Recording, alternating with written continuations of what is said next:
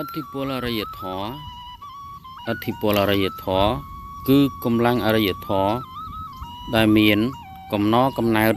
ឬប្រភពចេញមកអំពីអ្វីមួយដែលអាចរុញច្រានអរិយធម៌ឲ្យបានខ្ពង់ខ្ពស់លូតលាស់ចម្រើនទស្សនៈខ្លះនិយមថាឥទ្ធិពលអរិយធម៌ស្ថិតនៅក្នុងវប្បធម៌មានប្រភពកើតចេញមកអំពីវប្បធម៌ទស្សនៈនេះបានអះអាងថាចំណេះចេះដឹងវិជ្ជាភាសាអក្សរសិល្បៈការសិក្សាការអប់រំទាំងនេះគឺជាឥទ្ធិពលអរិយធម៌ដែលអាចកែប្រែផ្លាស់ប្ដូរសង្គមមនុស្សឲ្យមានកម្រិតជីវភាពខ្ពង់ខ្ពស់មានចរិយាមារយាទថ្លៃថ្នូរមានរបៀបរស់នៅល្អប្រសើរមានច្បាប់ទម្លាប់របៀបគ្រប់គ្រងរដ្ឋត្រឹមត្រូវមានយុត្តិធម៌ក្នុងសង្គមមានសន្តិសុខទស្សនៈខ្លះនិយមថាឥទ្ធិពលអរិយធម៌ស្ថិតនៅក្នុងសង្គមធម៌មានប្រភពកើតចេញមកអំពីសង្គមធម៌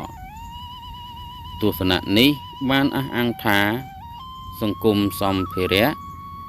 វិធីរៀបចំសង្គមទាំងនេះជាឥទ្ធិពលអរិយធម៌ដែលអាចកែប្រែផ្លាស់ប្ដូរកម្រិតជីវភាពរបៀបរស់នៅចិត្តគំនិតយោបល់ទស្សនៈចំណង់ចំណូលចិត្តរបស់បុគ្គលមួយរូបឬរបស់សង្គមឲ្យបានខ្ពង់ខ្ពស់ល្អប្រសើរហើយរៀបចំប្រដាប់ប្រដាប្រើប្រាស់គ្រប់បែបយ៉ាងឲ្យមានគ្រប់គ្រាន់ចាត់ចែងវិធីបង្កើតផលវិធីចែកចាយផលិតផលជាដើមក្នុងសង្គមឲ្យបានត្រឹមត្រូវល្អប្រកបដោយកតេយុត្តិធម៌ព្រមជាមួយនេះសង្គមធម៌បង្កើតឲ្យមានច្បាប់គ្រប់គ្រងត្រឹមត្រូវល្អរៀបចំសង្គមតាមនយោបាយកជាតិមានការកែប្រែរបបសេដ្ឋកិច្ចសង្គមកិច្ចនយោបាយតម្រូវទៅតាមទំនោរចំណង់ចំណូលចិត្តនិងការស្របស្រួលនៃសង្គមមនុស្សអាស្រ័យហេតុនេះយើងឃើញថាទស្សនៈទាំងពីរនេះវប្បធម៌និយមក្តីសង្គមធម៌និយមក្តីមានលក្ខណៈ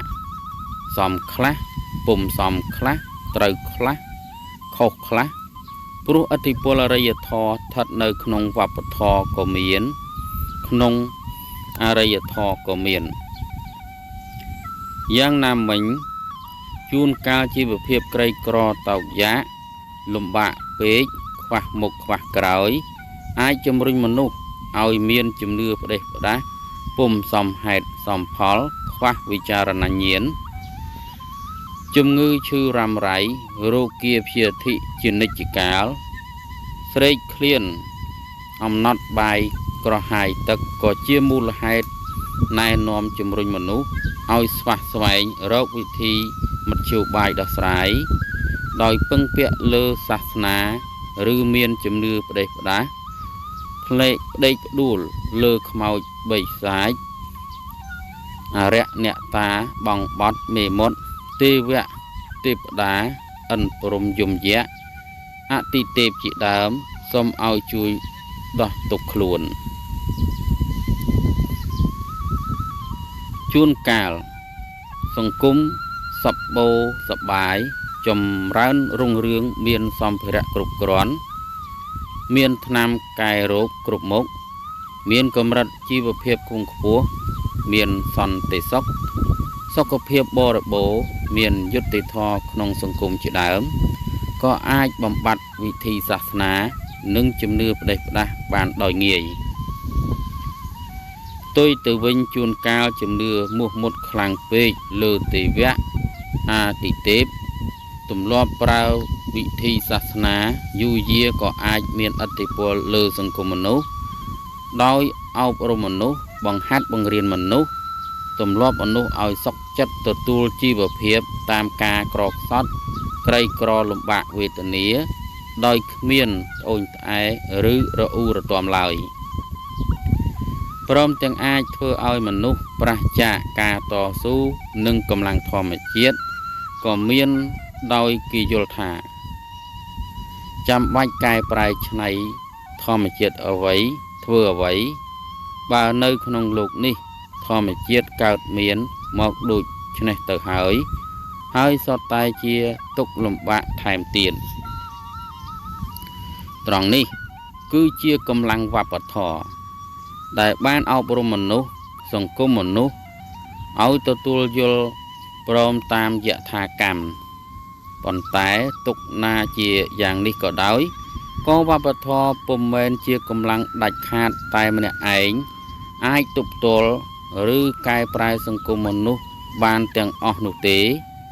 គឺចាំបាច់ត្រូវតែមានទំនាក់ទំនងនិងសង្គមធម៌ផងដែរ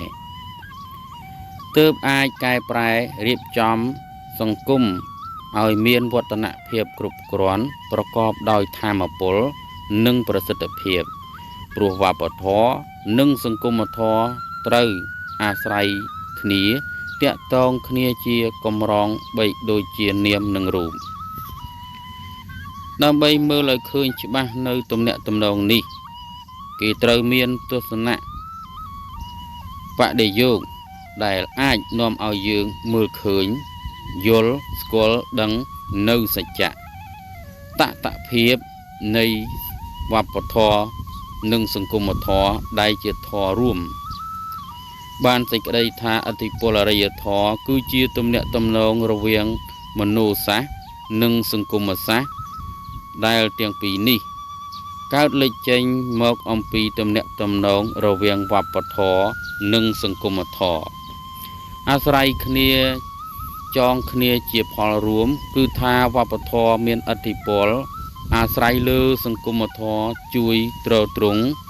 ហើយសង្គមធម៌មានកម្លាំងពលំក៏អាស្រ័យលើវប្បធម៌ជាថ្នាល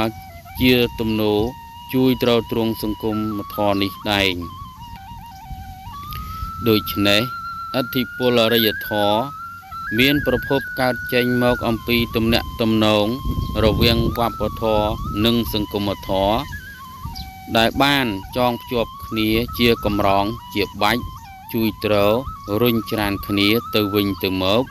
ដើម្បីស្ទួយលើកដំកើងអរិយធម៌ឲ្យខ្ពង់ខ្ពស់រីកដុះដាលក្នុងគោលបំណងស្វែងរកសុខផ្ដល់ឲ្យមនុស្សសង្គមមនុស្ស